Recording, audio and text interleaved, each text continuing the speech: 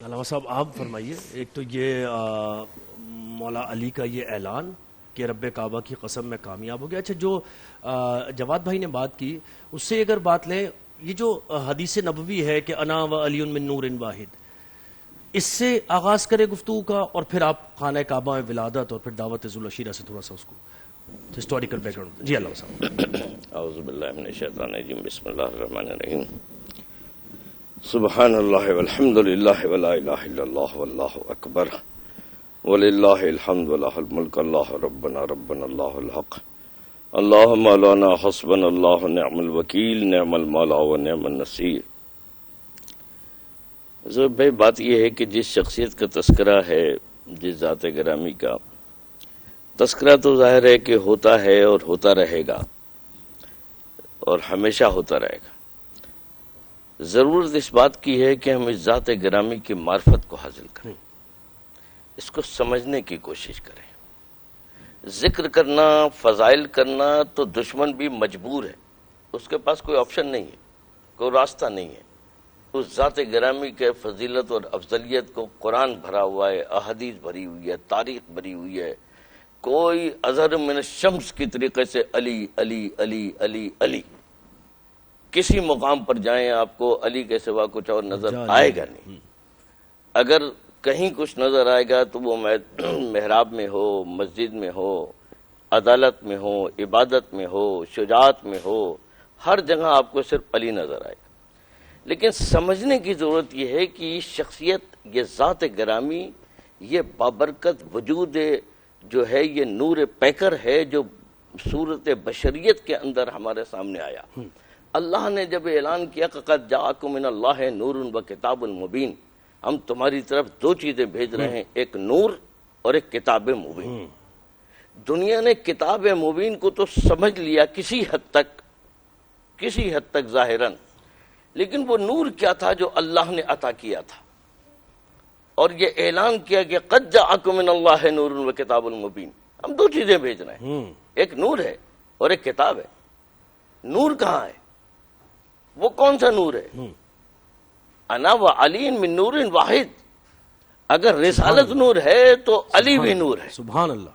اور یہ وہ نور ہے کہ جس کی اطاعت کا حکم ہے، اور یہی وہ نور الہی ہے جو اللہ کی طرف سے گواہی رسالت اور شہادت رسالت ہے. اور جب دعوت ذوالعشیرہ سے اگر آغاز آپ کر لیں تو لوگوں نے انکار کیا. ابو طالب علیہ السلام نے جس طریقے سے جو ہے نا وہ دعوت عام دی، اور قریش مکہ کو کھانے کے لیے تو آ جاتے ہیں، لیکن یہ اطاعت کے لیے اور حق کو قبول کرنے کے لیے ان کے اندر اتنا حوصلہ نہیں ہوتا. اور یہ وہاں بھی ہوا، 3 دن تک دعوت ہوتی رہی اور جناب وہ دعوت دیتے رہے، کون ہے جو میرا ساتھ دے گا؟ تو کوئی نہ بولا، اور صرف وہی ایک بولتے رہے. اب وہ کیا کہہ رہے تھے؟ اشہد ان لا الہ الا اللہ وحدہ لا شریک لہ واشہد ان محمدا عبدہ ورسولہ ارسلہ بالحق بشیرا ونذیرا.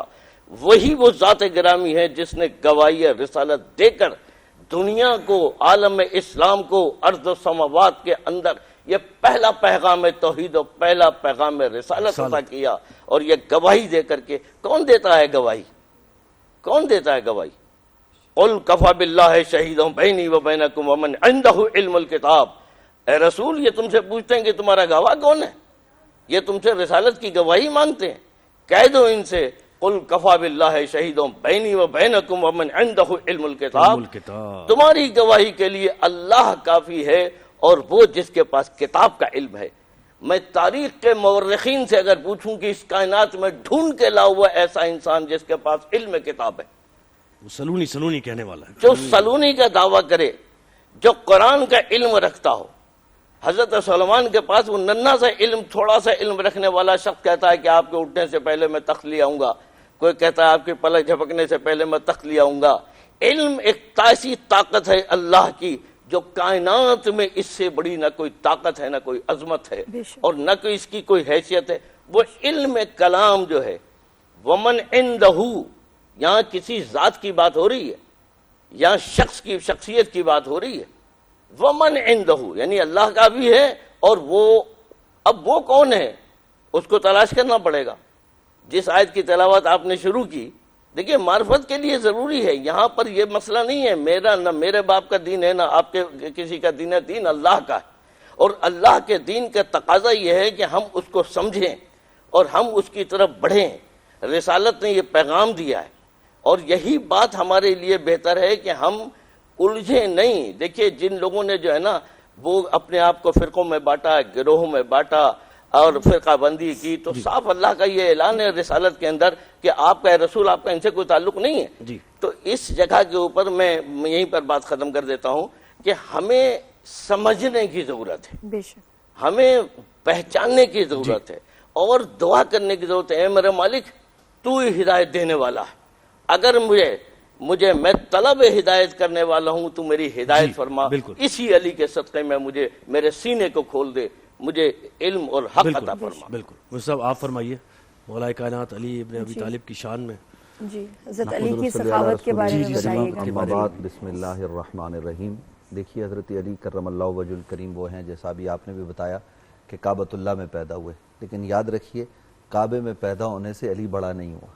سبحان اللہ، سبحان اللہ، کیا بات۔ قرآن مجید فرقان حمید نے یہ بات ارشاد فرمائی ہے کہ جب نبی علیہ السلام آسمان کی طرف دیکھ رہے ہیں فَلَنُوَلِّيَنَّكَ قِبْلَةً تَرْضَاهَا، یہ قبلتاً جو ہے نا وہ یہ نکرہ ہے، تو اس کا فائدہ یہ ہوتا ہے کہ اگر نبی علیہ السلام وہ تو آسمان کی طرف دیکھا نا، آپ جس جگہ ٹھوکر مار دیتے وہ جگہ بھی کعبہ بن جاتی، تو جہاں ٹھوکر ماریں وہ کعبہ بن جائے، جدھر خیال کریں تو وہ کعبہ بن جائے، تو جس کے متعلق حضور یہ کہیں انا و علی من نور واحد، اس علی کی عظمت کا اندازہ کیسے کوئی لگا سکتا ہے۔ اور پھر نبی علیہ السلام خود مولا علی کرم اللہ وجہ الکریم کا قول ہے، جیسے ابھی آپ نے تربیت کے حوالے سے کہا کہ مجھے نبی علیہ السلام نے علم ایسے عطا کیا جیسے چڑیا چونچ ملا کر اپنے بچے کو غذا دیتی ہے۔ اور پھر نبی علیہ السلام نے ان کی تربیت فرمائی، اور کیسی تربیت کی کہ نبی کریم صلی اللہ علیہ وسلم کے ساتھ آپ کو نظر آئیں گے ہر مشکل لمحے پر، حضرت علی کرم اللہ وجہ الکریم آپ کو حضور علیہ السلام کے ساتھ سائے کی طرح نظر آئیں گے۔ خاص طور پر وہ مقامات جہاں پاؤں لڑکھڑا گئے، خاص طور پر عہد میں، وہاں حضرت علی کے پاؤں میں ثبات تھا اور استقامت کے ساتھ وہ نبی علیہ السلام کی حفاظت کرتے ہوئے نظر آئے۔ قرآن مجید فرقان حمید عظمت علی کو بیان کرتا ہے، تعالوا ندعو ابنانا وابناکم ونسانا ونساکم وانفسنا وانفسکم۔ نبی علیہ السلام نے علی کو اپنا نفس قرار دیا، بلکہ یہاں تک فرمایا لحم کا لحمی، دموں کا دمی۔ یہاں یہ اندازہ لگائیں کہ یہ محبت کا کیا عالم ہے۔ اور پھر مولا علی کرم اللہ وجہ الکریم کی محبت کو اللہ کے رسول صلی اللہ علیہ وسلم جہاں اپنی محبت قرار دے رہے ہیں، وہاں یہ بھی فرما رہے ہیں کہ اے علی تجھ سے مومن جو ہے وہ محبت کرے گا اور منافق تجھ سے بغض رکھے گا۔ یہ صحیح مسلم کی روایت ہے۔ اور اس کے علاوہ نبی کریم صلی اللہ علیہ وآلہ وسلم حضرت علی کرم اللہ وجہ الکریم کو یہ فرماتے ہوئے نظر آتے ہیں کہ اے علی تیرا اور میرا وہ تعلق ہے جو موسیٰ و ہارون کا ہے، لا نبی آبادی۔ اور حضور علیہ السلام علی کو یہ کہتے ہوئے بھی نظر آئیں گے علی تیری وجہ سے دو گروہ جہنم میں جائیں گے، ایک وہ جو تیرا مقام نہیں ہے وہ بتائیں گے، اور ایک وہ جو تجھ سے بغض کریں گے۔ اور بغض علی یہ ایسا علاج مرض ہے کہ اس کا کوئی علاج نہیں ہے دنیا میں۔ اگر آپ نے اپنی روحانیت کو، بالیدگی کو آگے بڑھانا ہے تو اس کے لیے حب علی درکار ہے۔ اور حب علی کیا ہے؟ حب مصطفیٰ ہے۔ حب علی کیا ہے؟ حب خدا ہے۔ یعنی علی کی اطاعت و فرما برداری یہ مصطفیٰ کی اطاعت و فرما برداری ہے، اور نبی کی اطاعت و فرما برداری خود خدا کی فرما برداری ہے۔ اور آقا کریم صلی اللہ علیہ وآلہ وسلم حضرت مولا علی کرم اللہ وجہ الکریم کو یہ فرماتے ہوئے نظر آ رہے ہیں، حضور فرماتے ہیں انا دار الحکمت وعلی بابھا، میں حکمت کا شہر ہوں، علی اس کا دروازہ ہے۔ انا مدینۃ العلم وعلی بابھا، میں علم کا شہر ہوں، علی اس کا دروازہ ہے۔